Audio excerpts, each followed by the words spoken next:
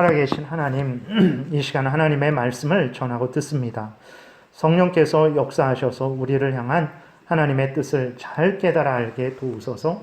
알려주시는 대로 믿고 따르는 복된 신앙생활해서 하나님의 영광을 드러내게 하시고, 우리도 복된 생명길 걸어가게 도우시고, 또 다른 사람들에게도 참으로 유익을 끼치는 하나님의 영광을 드러내는 인생 되게 도우소서.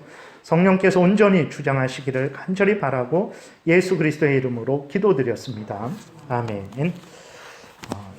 오늘 본문을 통해서 우리가 모든 삶 속에서 이제 십계명을 따라 행해야 된다라는 내용으로 말씀을 드리겠습니다. 그래서 첫 번째로는 이제 먼저 예수 그리스도 때문에 우리가 산다라는 것을 말씀드리고, 그 다음에 그렇기 때문에 더더욱 우리가 십계명을 따라서 살아야 된다라는 것을 말씀드리겠습니다.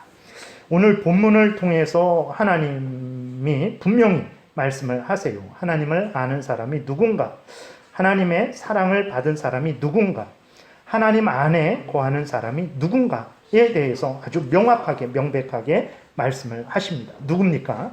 하나님을 아는 사람, 하나님의 사랑을 받은 사람, 하나님 안에 거하는 사람, 그 사람은 다른 것이 아니고, 다른 사람이 아니고 하나님의 계명을 지키는 사람이에요.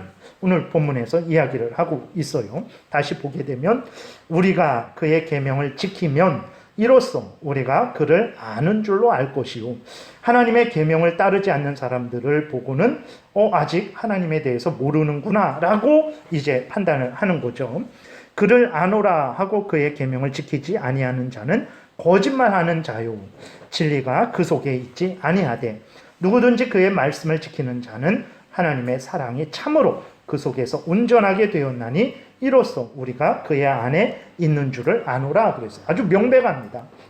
돈 많은 사람, 건강한 사람, 병 걸렸다 난 사람 아닙니다. 누가 하나님을 아는 사람이고, 누가 하나님의 은혜를 받은 사람이고, 누가 하나님 안에 거하는 사람입니까?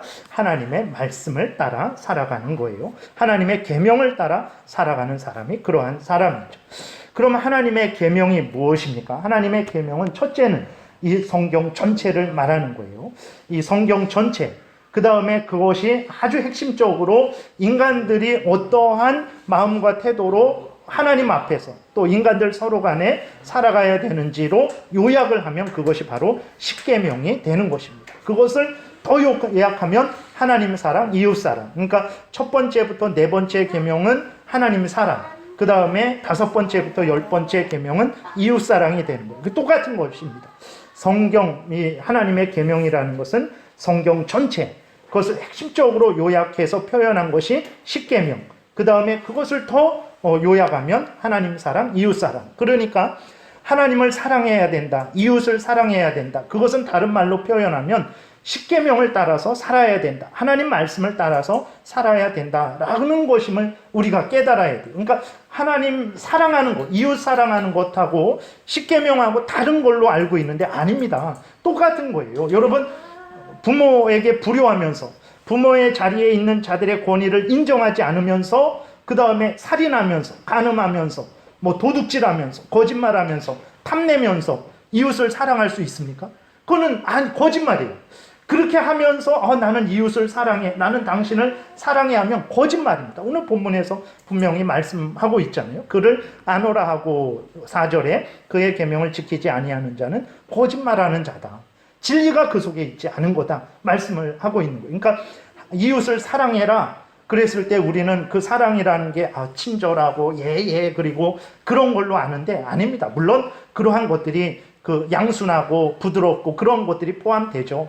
그러나 핵심은 무엇이냐면 이웃에 대해서 살인하지 않고, 공경하고, 간음하지 않고, 그 다음에 거짓말하지 않고, 도둑질하지 않고, 탐내지 않는 게 이웃 사랑하는 같은 것인데, 우리는 사랑은 좀 더 사랑하고 십계명 지키는 거하고 다른 것으로 생각을 하는데 아닙니다. 사랑하는 게 십계명을 지키는 거예요. 십계명을 지키는 자가 저 사람 정말 하나님 사랑하는 사람이고 이웃 사랑하는 사람이다 라는 인정을 받는다라는 것을 우리가 늘 기억을 해야 됩니다. 그러니까 하나님 말씀 따라 살아가는 것하고 사랑하고 다른 게 아니에요. 하나님 말씀을 따라 살아가는 게 사랑하는 것입니다. 그리고 사랑하는 자는 하나님의 말씀을 따르게 되어 있는 거예요.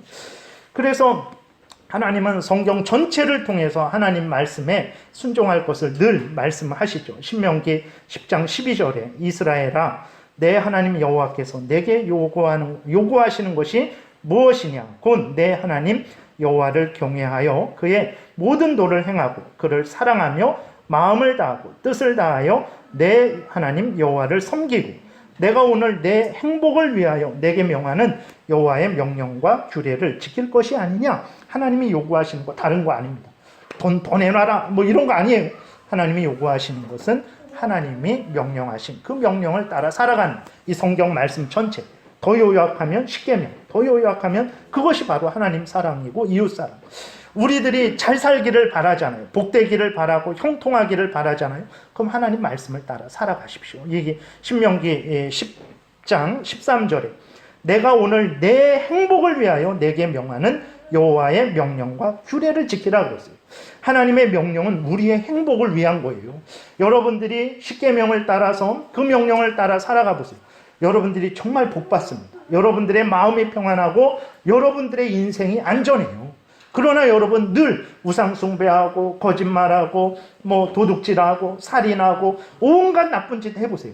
평안이 있겠습니까? 그게 복된 인생이겠습니까? 절대 그렇지 않습니다. 뭐 텔레비 그런데 수천억 훔쳐갖고 도망가서 잘 살고 잘 먹고 있는데 그게 복입니까? 아니에요. 그것은 진짜 그에게 임하게 될 하나님의 무서운 진노, 그게 폭풍 전야예요. 폭풍이 오기 전에 고요한 것처럼 그것이 진짜 불행한 일이라는 것을 기억해야 됩니다. 하나님의 명령을 따를 때가 가장 복되다라는 것을 우리가 기억을 해야 되는 거예요. 그래서 하나님의 사람들은 하나님의 법을 따라가야 됩니다. 십계명을 따라서 살아가야 돼요. 그럼 십계명은 우리가 좀 알아야 될 게 있는데 그것은 무엇이냐면 출애굽 때 하나님이 출애굽 때 처음 주신 게 아닙니다. 십계명은 그때 처음 주신 게 아니고 하나님이 창조 때 아담을 창조하셨을 때 그 아담에게 그러니까 모든 후손들의 대표인 아담에게 그러니까 모든 인간들에게 주신 거예요. 하나님이 그때 하나님의 법, 나의 뜻은 너희들이 나에 대해서 인간에 대해서 어떻게 살아가야 될지를 알려주셨어요. 그것이 바로 이제 아담에게 그때 처음 알려주신 거죠. 그 처음 알려주셨던 하나님의 뜻을 그 하나님의 법을 하나님께서 시내산에서 모세를 통해서 돌판에 기록해서 십계명의 형태로 알려주신 거예요. 그러니까 십계명은 이스라엘 백성들에게 처음 주셨고 이스라엘 백성들에게만 해당하는 법이 아닙니다. 그 십계명은 모든 인간들에게 해당하는 법이에요. 하나님이 그 또 이스라엘 백성들을 애굽에서 건져내셔서 특별히 하나님의 백성 삼으셨죠. 그러니까 너희들은 나의 백성이니까 너희들은 더더욱 나의 뜻인 나의 법인 십계명을 따라서 살아가야 된다라고 하나님이 말씀을 하여 주신 것입니다. 그래서 우리들이 분명히 알아야 될 것은 십계명은 창조 때에 처음부터 십계명의 내용들은 십계명의 형태로는 이제 시내산에서 모세를 통해서 처음 그렇게 주셨지만 두 돌판에 그러나 그 내용들은 처음부터 인간들에게 알려주신 하나님의 뜻이기 때문에 모든 인간들이 그 하나님의 명령을 따라 살아가야 돼요. 그래서 나중에 우리가 심판을 받잖아요. 모든 인간들이 심판을 받을 텐데 무엇을 근거로 법이 있어야 될 거 아니에요. 그 하나님께서 불신자들에 대해서 심판을 하실 텐데 그들의 그 행위에 대해서 잘했다 잘못했다 판단하시잖아요. 그 기준이 무엇이겠습니까? 그게 바로 십계명이 된다라는 거예요. 왜 그러냐면 하나님이 처음 창조하실 때 모든 인간들을 향해서 그 법을 선포하신 거예요. 그래서 불신자들의 마음속에도 그게 여전히 남아 있습니다. 그래서 불신자들도 간음이 나쁜 줄 알죠. 불효가 나쁜 줄 압니다. 도둑질이 나쁜 줄 아는 거예요. 그게 자연히 우연히 아는 게 아닙니다. 하나님이 그 마음속에 여전히 은혜 주신 거예요. 사탄과 같이 살지 않도록 하시려고 하나님이 은혜 주셔서 이 세상의 죄악이 관영하는 것을 막기 위해서 하나님이 불신자들의 마음속에도 그렇게 어렴풋하게 그렇게 심어 주신 거예요. 그래서 불신자들도요 신이 있다라는 걸 알아요. 그 신이 성경에서 말하는 살아계신 참된 하나님인지는 몰라도 이건 우연이 아니다.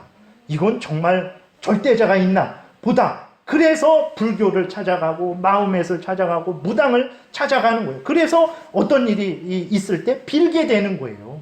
근데 죄로 오염되고 부패되어서 하나님 앞에 빌어야 되는데 우상한테 비는 거죠. 나무한테 빌고 돌한테 빌고 사람한테 비는 어리석은 잘못을 하는 것입니다. 다시 돌아와서 말씀드리면 십계명은 하나님이 처음부터 모든 인간들을 향해서 말씀하셨는데 인간들이 죄로 오염되고 부패되어서 그것을 잃어버린 거예요. 그것을 신경도 안 쓰고 그것을 따라서 살아가지도 않는 지금 상황이 된 것입니다. 그러면 하나님이 왜 십계명을 주셨습니까? 당연히 듣고 행하라고 주신 것이죠. 우리가 그건 그건 아주 마땅한 일이죠. 그러면 듣고 행하지 않을 때 어떤 일이 생깁니까? 듣고 행하지 않는 것이 죄예요. 들었지만 순종하지 않는 것, 들으려고 하지도 않는 것, 들었지만 가볍게 생각하는 것, 이 모든 것들이 죄입니다. 여러분 그렇지 않습니까?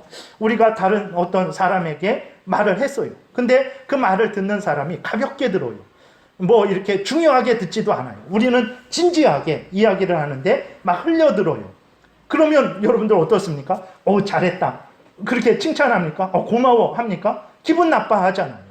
그게 잘못이기 때문에. 그러니까 우리들은 남의 것을 도둑질해야 죄라고 생각을 하는데 아닙니다. 그건 당연히 죄고 우리들이 그 하나님의 명령을 가볍게 듣기 싫어하고 듣고 흘려보내고 지키지 않는 그게 죄예요. 그런 것들이 죄인데 죄의 값은 무엇입니까? 훔치지 않았을지라도 탐내는 것, 그게 죄예요.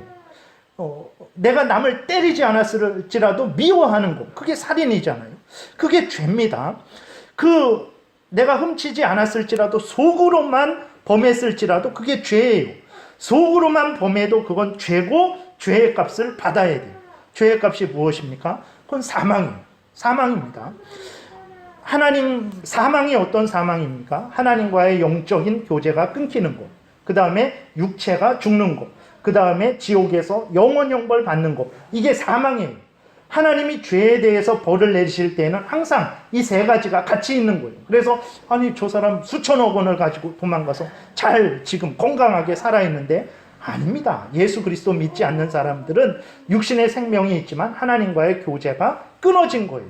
그리고 그 육신은 70년, 80년 후면 이 땅에서 이제 썩어지게 되는 거예요. 그리고 어떻게 됩니까? 하나님 앞에 가서 지옥 형벌을 받는다라는 것을 우리가 기억을 해야 되는 것입니다. 그래서 하나님 앞에 범죄하면 이렇게 사망의 형벌을 받아야 되는 거예요. 근데 우리가 십계명을 지킬 때 계속 말씀을 드렸지만 어떻게 지켜야 됩니까? 이 1계명에 나와 있는 대로 나 외에 다른 신을 내게 두지 말라라고 했을 때 저는 우리 집에 절대로 불상 두지 않았습니다. 일평생 불상 두지 않았습니다. 심지어 저는 제가 인형도 두지 않았습니다. 막 이렇게 할지라도 그것이 하나님의 1계명을 다 잘 지킨 것일까요? 그렇지 않죠. 하나님이 나 외에 다른 신을 내게 두지 말라 그랬을 때 그것의 의미는 무엇입니까?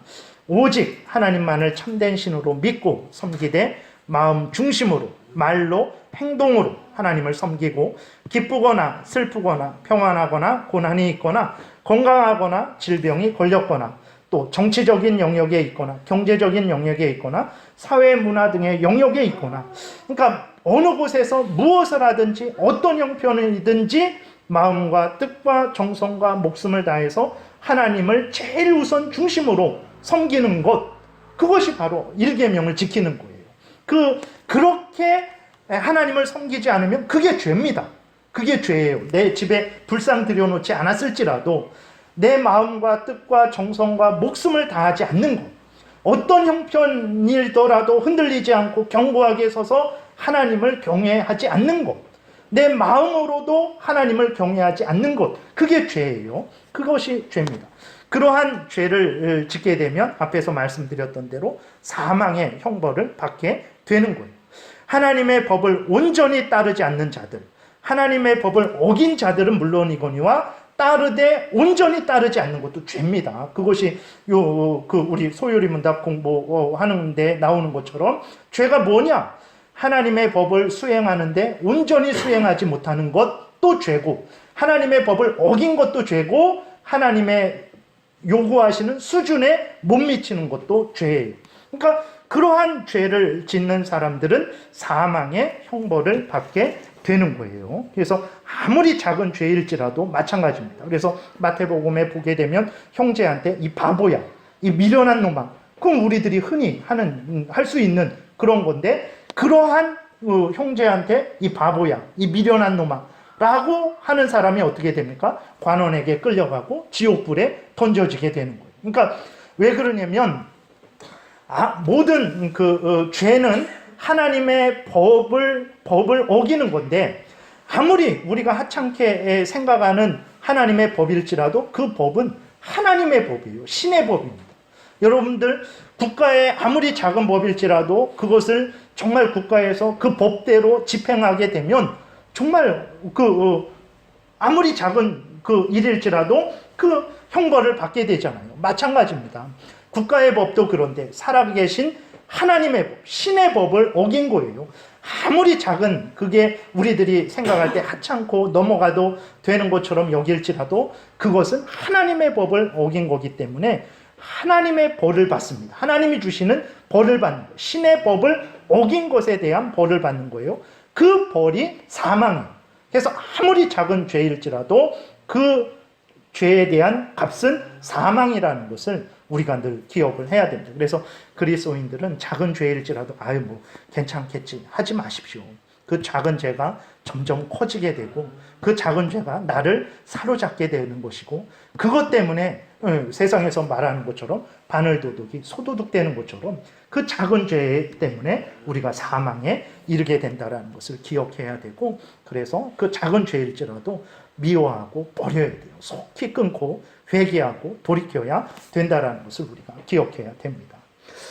근데 여러분은 어떻습니까? 여러분들은 한 주간, 아직까지 긴 인생 떠나서 지난 주일 예배 드리고 돌아가서 한 주간을 생활하고 이제 우리가 이 자리에 왔어요. 여러분들은 한 주간 생활하면서 하나님의 법을 열심히 마음으로, 말로, 행동으로, 마음과 뜻과 정성과 목숨을 다해서 이런 형편일 때에도 저런 형편일 때에도 이런 사람을 만났을 때에도 저런 사람을 만났을 때에도 항상 하나님의 그 말씀을 따라서 살아갔습니까? 아마 우리는 그렇지 못해요. 그렇게 하지 못하죠. 근데 그게 죄인데, 근데 그러한 죄에 대한 값은 사망이라 그랬단 말이에요. 근데 우리들이 죽지 않고 있잖아요. 죽지 않고 오히려 여기 나와 있어요. 누가 여러분들 무시하고 여러분들이 무엇을 명령했고 부탁했는데 그것을 흘려듣고 그것을 지키지도 않고 그것을 오히려 어기고 그것을 그런 식으로 여러분들을 대한다면, 여러분들이 그러한 사람들하고 다시 이렇게 같이 밥을 먹을 수 있겠습니까? 웃으면서 기쁨으로 그 사람이 즐거워할 때 여러분들이 같이 좋아하면서 있을 수 있겠습니까? 그건 안 돼요. 근데 우리는 지금 여기 이렇게 있잖아요. 우리는 하나님 앞에서 한 주간도 마음과 뜻과 정성과 목숨을 다해서 섬기지 못했어요. 그건 우리가 인정할 수밖에 없죠. 하나님의 법을 온전히 지키지 못했어요. 우리가 예를 들어서 7계명은 지켰을지라도 우리가 정말 이렇게 5계명은 전심을 다해서 지키지 못하는 경우들이 많죠. 그러니까 어느 하나는 지키는데 다른 것들은 못 지키는 경우가 많아요. 그게 죄입니다. 그게 죄거든요. 그러면 그러한 죄에 대한 값은 사망이란 말이에요. 근데 우리가 죽지 않고 살아있고, 더더군다나 그 하나님의 법을 어겼는데, 하나님의 법을 온전히 따르지 못했는데도 불구하고 이 자리에 모여서 이렇게 하나님의 이름을 부르고 우리가 기쁨으로 찬송을 드리고 또 하나님께 간절히 은혜 달라고 막 기도를 한단 말이에요. 어떻게 이런 일이 일어나게 된 것일까? 아담은 하나님이 그 선악을 알게 하는 나무의 열매를 따먹지 말아라 그랬는데, 물론 거기에는 명령이 다른 모든 명령을 대표하는 차원으로 있는 거죠. 어쨌든 그 명령을 하나 어김으로 말미암아서 에덴 동산에서 쫓겨나게 되었고 사망의 종로로 타게 되었고 사탄의 종로로 타게 됐단 말이에요. 근데 우리들은 사실 따져보면 아담보다도 더 많이 더 심하게 하나님의 법을 어겼단 말이에요. 그것도 한 주간 동안, 수십 년 동안 한 번 그런 게 아니고 한 주간 동안에 셀 수 없이 그랬단 말이에요. 근데 우리는 죽지 않고 이 자리에 나와서 하나님의 이름을 부르고 찬송하고 기도하고 있단 말이에요. 하나님이 은혜 주실 줄로 확신하고 있단 말이에요. 어떻게 이런 일이 일어나게 된 걸까? 알고 보니까 하나님의 계명은 아이고 별거 아니구만.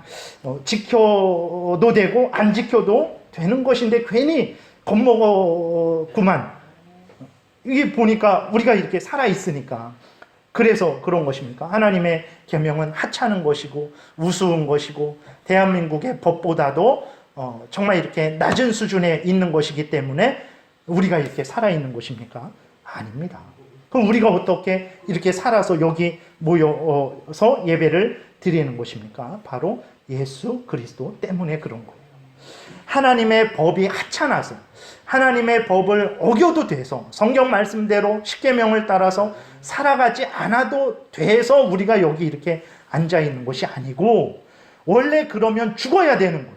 영원한 지옥불에 던져져야 되는데 예수 그리스도가 우리 대신 우리가 받아야 될 형벌을 우리가 받아야 된 그 지옥 형벌을 예수 그리스도가 대신 우리 대신 받아주셨기 때문에 우리가 지금 여기 이렇게 있다라는 것을 기억해야 됩니다. 그러니까 하나님의 말씀을 어겨도 죽지 않으니까 여기 있는 게 아니에요. 하나님의 말씀을 어기면 죽는데 우리가 죽지 않고 여기 있는 것은 예수 그리스도 때문에 예수 그리스도가 우리의 구주가 되어주셔서 우리가 받아야 될 형벌을 대신 받아주심으로 말미암아서 우리가 그 형벌을 지금 받지 않는 거예요. 이것을 명확히 해야 됩니다. 하나님의 말씀 어겨도 되니까 그런 것이 아니에요. 예수 그리스도 때문에 우리가 지금 이렇게 살아 숨쉬고 있는 거예요. 베드로전서 1장 18절에 너희가 알거니와 너희 조상이 물려준 헛된 행실에서 대속함을 받은 것은 우리 아담 이래로 부패된 그러한 죄악된 그러한 성품을 물려받았고 우리가 그 가운데에서 또 죄를 범했잖아요. 그러한 모든 죄에 대해서 대속되었다라는 것, 대속함을 받았다라는 것. 다시 말해서 그 값을 대신 치러졌다라는 것.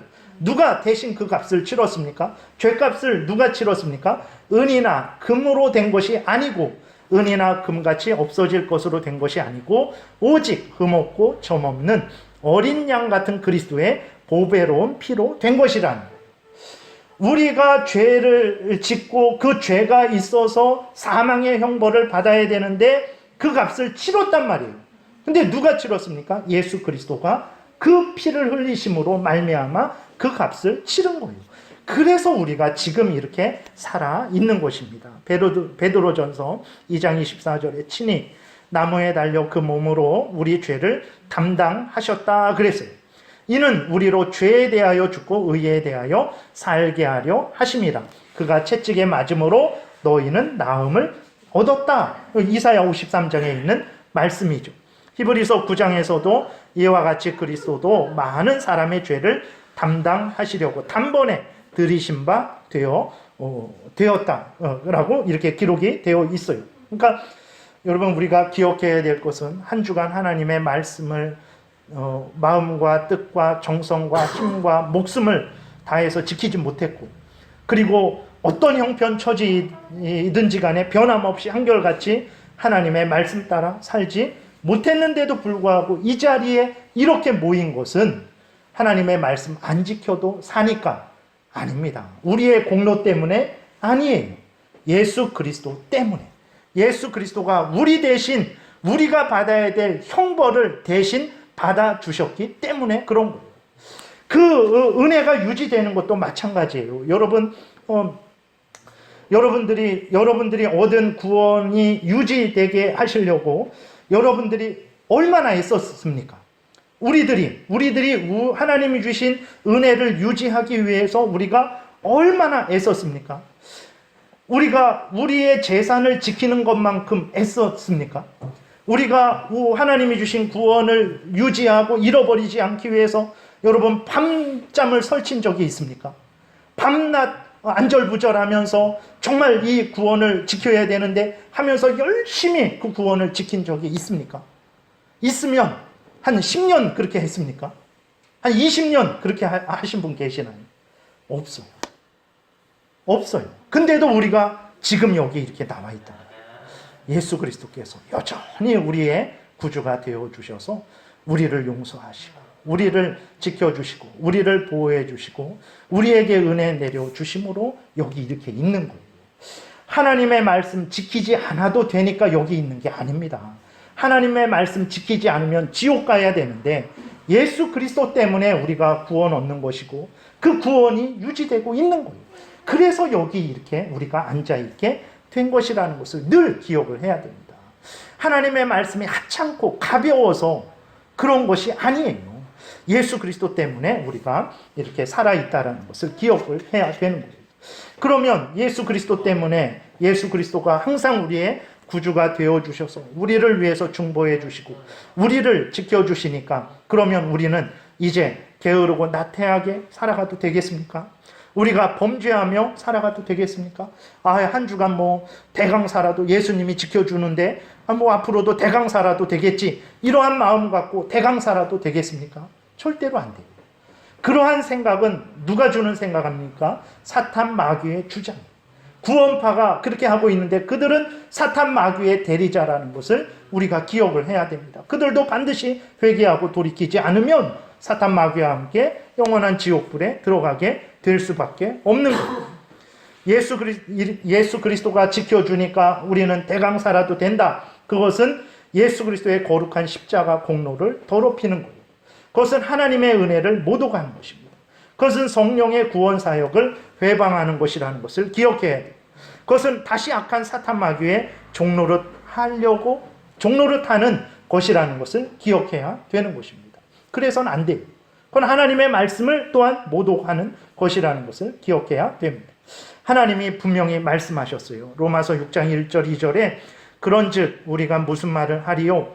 은혜를 더하게 하려고 죄에 거하겠느냐? 봐라. 우리가 죄를 져도 예수님이 우리 대신 십자가에 못 박혀 죽었고 우리가 한 주간 엉망으로 살았는데 예수님이 우리를 위해서 지금도 중보하고 계시고 은혜 내려주셔서 우리가 살았다.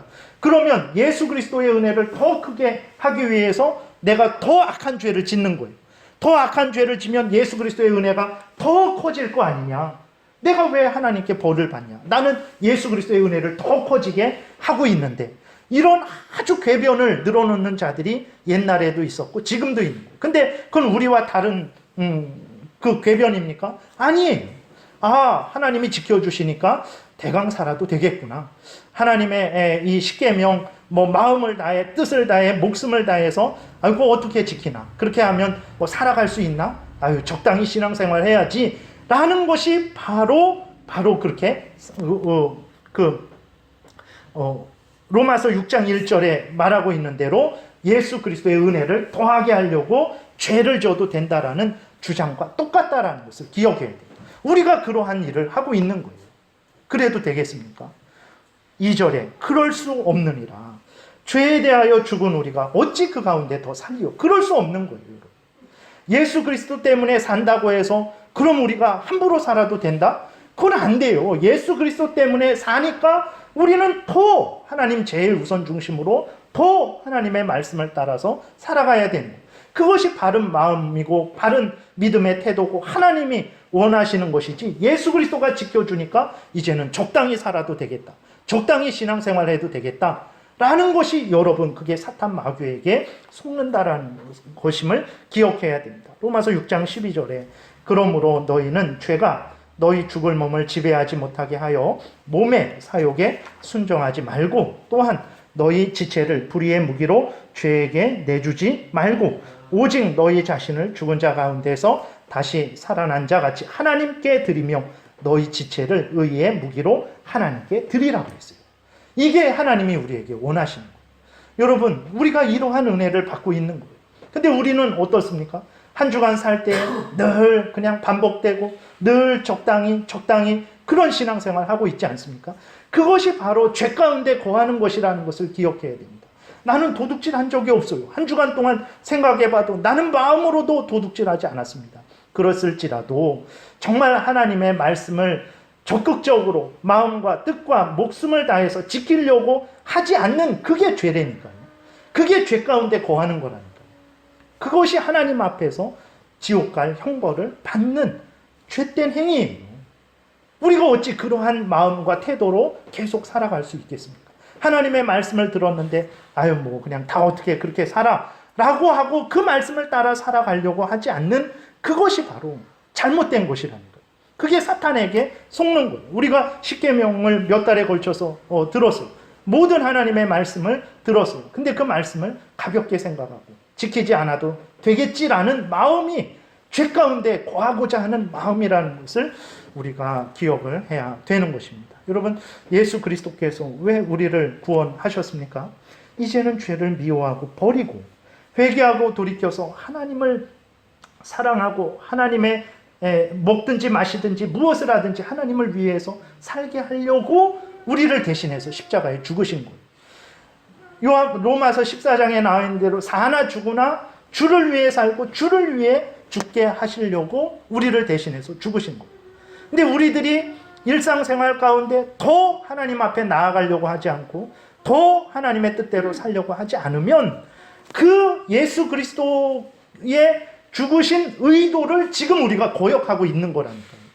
하나님이 왜 우리에게 예수 그리스도를 보내주셔서 우리가 받아야 될 지옥 형벌을 받게 하셨을까요? 적당히 살아가라고 그렇게 하신 걸까요? 아니요.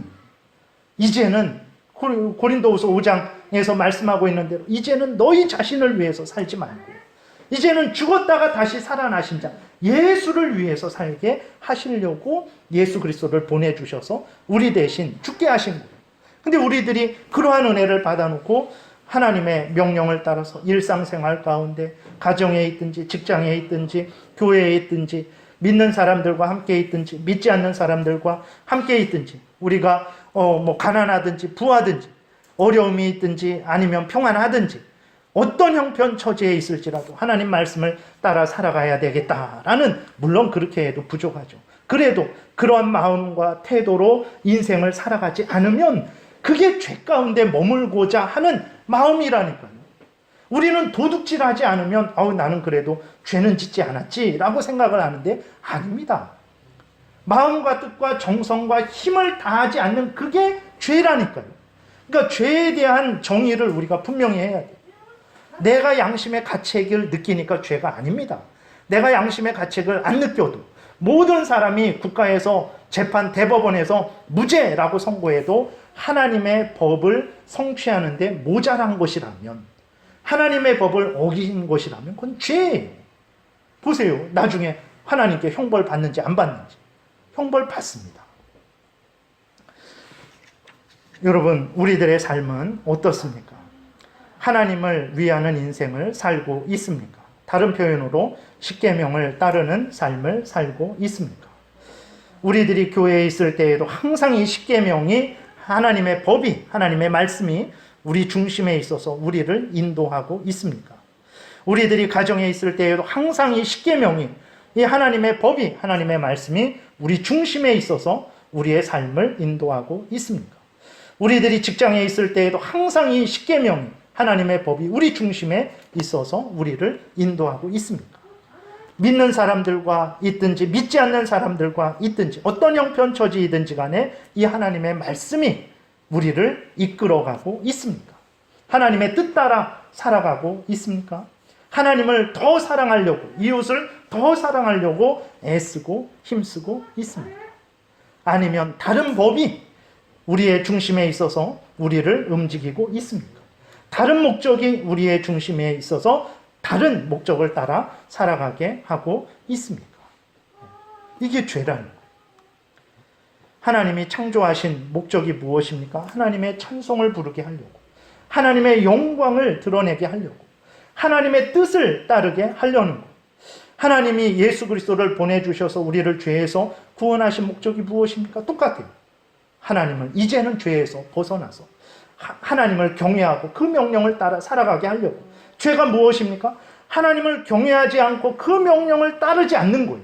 마음으로 따르지 않는 거 죄입니다. 말로 따르지 않는 거 죄예요. 행동으로 따르지 않는 것도 죄예요.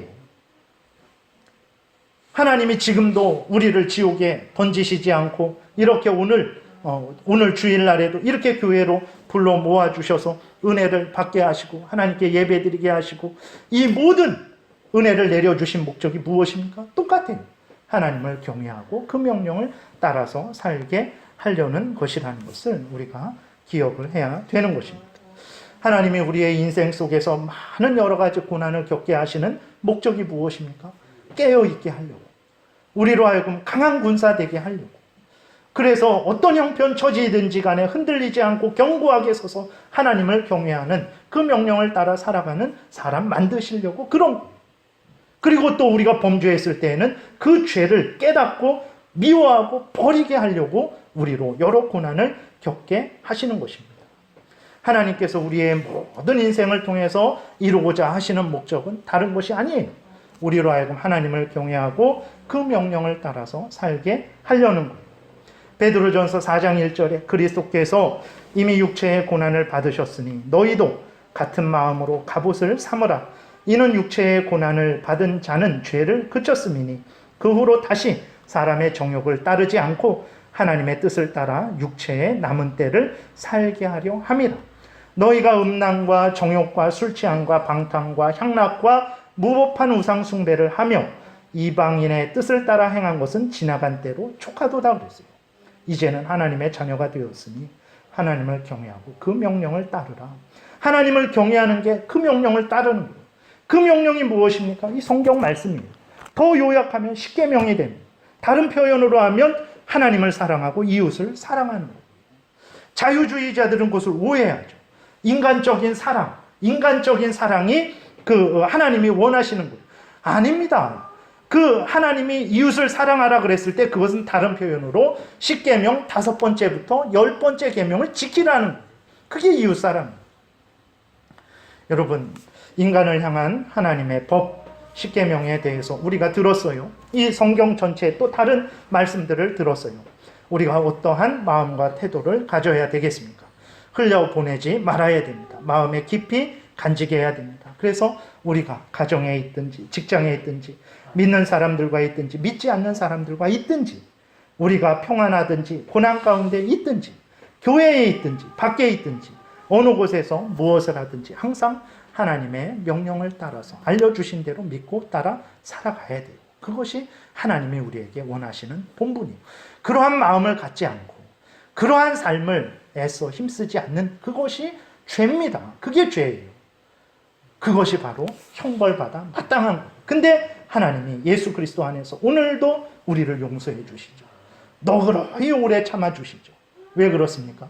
너희들 더 마음대로 살라라고 그러시는 것입니까? 아니에요. 깨달아라. 마치 부모, 이런 부모가 어디 있습니까? 육신의 부모도 이렇게 못합니다. 참된 우리의 하나님 아버지가 되시는 거죠. 여러분, 하나님의 명령을 따라 살아가십시오. 하나님의 영광이 드러나게 됩니다. 여러분들이 이 땅에서 복을 받게 됩니다. 신명기 12장에서 말씀했잖아요. 그 명령을 왜 주셨습니까? 우리의 행복을 위해서 주셨어요. 복된 인생을 살기를 바라십니까? 하나님의 명령을 따라 살아가세요. 여러분들이 첫 번째부터 10번째, 크게는 성경 전체를 여러분들의 신앙생활의 법칙으로, 일상생활의 법칙으로 믿고 살아가 보세요. 얼마나 복되겠습니까? 물론 핍박을 받을 수 있고 조롱과 멸시를 받을 수 있지만 한번 해보세요. 그 마음의 평안함과 기쁨과 이 땅에서 가난할 수 있어요. 일찍 죽을 수 있습니다. 그러나 하나님이 주시는 은혜로 풍성하고 전혀 부족함 없는 인생을 여러분들이 누리게 될 것이에요. 그리고 여러분들 이런 마음, 말씀을 따라서 이런 마음과 태도로 신앙생활 해보세요.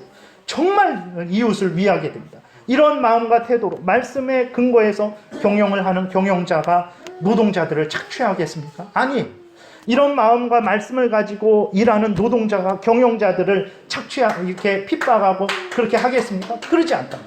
우리 모두가 하나님의 말씀을 따라 살아갈 때에 정말 나 자신이 유익을 얻게 되고 다른 사람을 가장 복되게 한다라는 것을 기억해야 됩니다. 다른 방법은 없습니다. 다른 방법은 없어요. 근데 자꾸 사람들이 다른 방법이 있다라고 우리를 속일 뿐입니다. 여러분 속지 마시고 하나님의 말씀을 마음 깊이 새기시고 어떤 형편 처지이든지 간에 말씀 따라 살아가십시오. 정말 빛과 소금의 역할을 하는, 그래서 여러분들 복받고 이웃을 복되게 하고 하나님의 영광을 드러내는 인생이 될 것입니다. 기도드리겠습니다. 살아계신 하나님 아버지 감사를 드립니다. 참으로 우리에게 주신 은혜가 우리의 자유를 억압하고 주일에 다른 데 못 가게 하고 먹을 거 못 먹게 하고 하고 싶은 일 못하게 하는 그런 속박이 아니라 참 인간이 오를 수 있는 가장 높은 존귀한 자리로 올려주시는 것이고 인간이 할 수 있는 가장 복된 일을 하게 하는 것이고 인간이 받을 수 있는 가장 큰 은혜를 받게 하는 것임을 새삼 깨닫게 됩니다. 하나님 눈을 뜨게 도우소서. 그래서 하나님이 우리 행복을 위해서 하나님의 영광을 위해서 이웃을 위해서 우리에게 명령하신 하나님의 명령, 하나님의 말씀, 성경, 십계명을 따라서 항상 살아가게 도우소서. 예수님 이름으로 기도드렸습니다. 아멘. 546장입니다.